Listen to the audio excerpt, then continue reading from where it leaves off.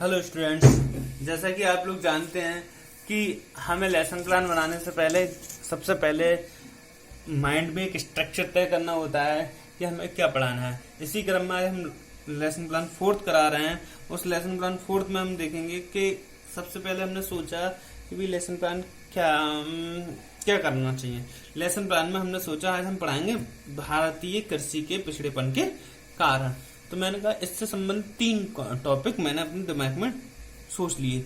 मैंने पहला है आपकी 8th की किताब में भी है, और जहां से हमारे इकोनॉमिक्स के शुरू होता है आपके 8th की जो मतलब इकोनॉमिक्स पोर्शन है, उसमें हमने देखा कि भारतीय कृषि के पिछड़ेपन के कारण 3 कारण देखे हमने। भूमि की उर्वरक शक्ति का ह्रास, और सिंचाई के साधनों का अभाव, और अच्छे साधनों का अभाव। अब हमें क्या है इनके बारे में देख लें, क्या है ये उर्वरक शक्ति क्या होती है। किसान को आजकल हमारे देश में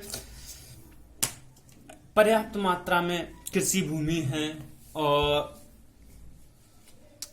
चाहे हम किसी भी टेक्नोलॉजी का यूज ना कर रहे हो, इतनी अच्छी टेक्नोलॉजी का यूज नहीं कर रहे हैं, फिर भी हमारी ईश्वर की कृपा से हमारे देश में अनाज काफी मात्रा में उत्पन्न होता है। परंतु हम देखते हैं अंतर्राष्ट्रीय स्तर पर, विदेश में, फॉरेन में, ये देखते हैं कि वहां की जो एग्रीकल्चर टेक्नोलॉजी है वो हमसे बहुत ज्यादा विकसित है।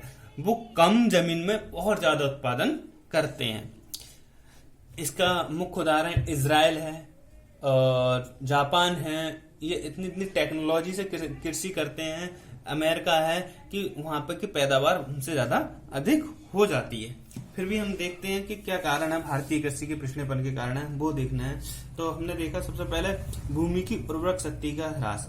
भाई जो उर्वरक शक्ति होती है, उर्वरा शक्ति होती है, जिससे मतलब कृषि की भूमि में पैदावार ज्यादा होती है, वो उसमें ह्रास आ रहा है। कारण हम वैज्ञानिक पद्धति से कृषि करते नहीं है।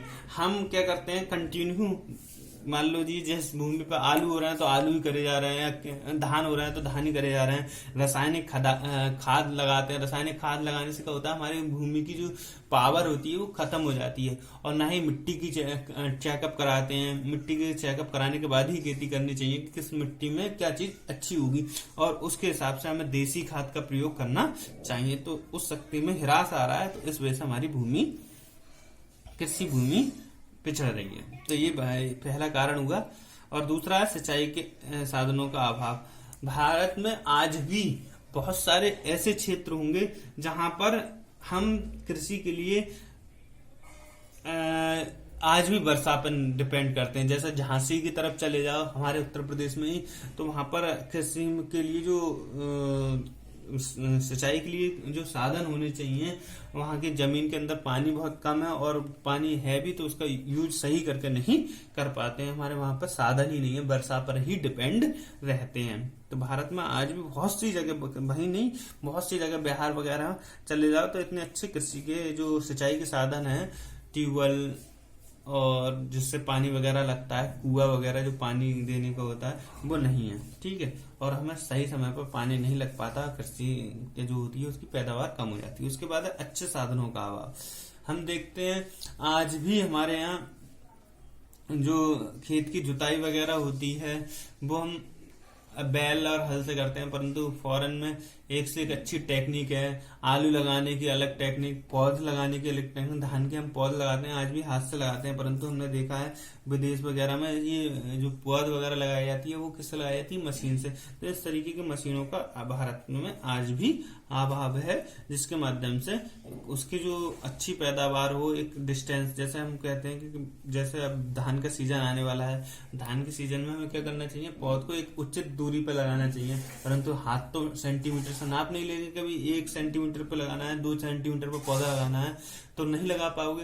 परंतु मशीन उसी क्रम में आपकी जो पौध रखी जाती है उसको उसी क्रम में रखती है, तो इससे पैदावार में कमी आ रही है। तो ये चीजें हो गई हमारी, इसके स्ट्रक्चर बना लिया कि भी हमने ये पढ़ाना है हमें। उसके बाद हम क्या करेंगे, इस लेसन प्लान को एक ढांचे में रख देंगे। ये हमारा ढांचा हो गया। भाई डेट, जिस डेट को पढ़ाना है, पार्ट यूज हमारी 4th है, पार्ट 1 पढ़ाना है आज। उसके बाद लेसन प्लान, कक्षा किस क्लास के लिए पढ़ा रहे हैं, 9th या 8th, किसी के लिए पढ़ा सकते हैं, ये दोनों के लिए कॉमन। क्लास कौन सा, कालांश कौन सा, पीरियड मतलब 4th, अवधि कितनी है, 40 मिनट की। और हमारा टॉपिक है भारतीय कृषि में पिछड़ेपन के कारण। उसके बाद हम क्या देखते हैं, जनरल ऑब्जेक्टिव। जनरल ऑब्जेक्टिव मैं जब भी बताता हूँ, लेसन प्लान कराता हूँ, बताता हूँ कि ये जनरल ऑब्जेक्टिव हमारे किससे संबंधित होते हैं। जनरल ऑब्जेक्टिव हमारे सब्जेक्ट से संबंधित होते हैं। तो हमारा सब्जेक्ट क्या है, वाणिज्य है। वाणिज्य में भी सब सब्जेक्ट हमारा अर्थशास्त्र है। तो छात्र व्यापार व्यवस्था का ज्ञान प्राप्त कर सकेंगे भाई, इससे ही व्यापार मतलब जब भूमि ज्यादा होगी तो उसके बारे में। छात्र वाणिज्य शिक्षा के द्वारा देश के आर्थिक विकास कर सकेंगे, जब कृषि अच्छी होगी तो वो अच्छा होगा।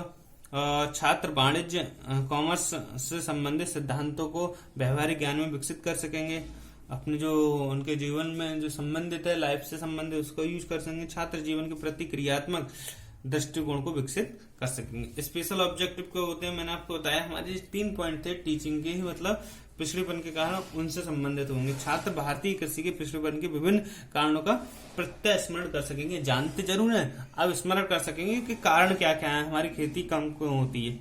भारतीय कृषि में पिछड़ेपन के कारणों का अर्थ अपने शब्दों में बता सकेंगे, इस वजह से छात्र अपने किसानों को भी प्रेरित कर सकेंगे। और छात्र भारतीय कृषि के पिछड़ेपन के कारणों के तथ्यों को इकट्ठा कर सकेंगे, और जिससे वो भविष्य में इससे होने वाली कमियों को सुधार करेंगे। ठीक है, उसके बाद आ जाते हैं हम पूर्व ज्ञान पर आ जाते हैं कि हमारा जो प्रीवियस नॉलेज है वो क्या है। छात्र कृषि समस्याओं व कृषि के बारे में सामान्य जानकारी रखते हैं, जनरल नॉलेज तो रखते ही रखते हैं कि भाई क्या कमी है और क्या उसमें हुआ है। अब हम सहायक शिक्षण सामग्री यानी कि टीचिंग एड्स जो यूज करने हैं, हम उन टीचिंग एड्स का यूज करेंगे, जिसमें हमें क्या करना होता है, जो हमारे डेली यूजेस के टीचिंग एड्स हैं उनको तो यूज करना है, जैसे डस्टर, चौक वगैरह, ब्लैक बोर्ड वगैरह। उसके बाद हमने कहा हमें 3 टीचिंग पॉइंट यूज करने हैं। मैंने इस बार तीनों टीचिंग पॉइंट चार्ट में यूज करने को कहा है। मैंने ये नहीं कहा है कि हमें एक चार्ट, एक मॉडल और एक वास्तविक वस्तु, हम चाहें तो तीनों चार्ट, चाहें तो तीनों मॉडल, चाहें तो तीनों वस्तु, परंतु हमें तीनों ही चीजें क्या करनी होंगी, यूज करनी पड़ेंगी। क्लियर। अगर हम इन तीनों चीजों को यूज नहीं करते हैं तो हमारे टीचिंग एड्स इफेक्टिव नहीं माना जाएगा। क्लियर। तो अब हम इसके बारे में क्या करेंगे, कल इसके पार्ट्स बनाएंगे। कल हम इनका इंट्रोडक्शन स्किल बढ़ाएंगे और एक टीचिंग पॉइंट बनाएंगे। क्लियर। और ये आप देख लीजिए, आप इसका स्क्रीनशॉट ले लीजिए। पहले हमें क्या पढ़ाना है, ये चीज पढ़ानी है। ठीक है, थैंक यू वेरी मच।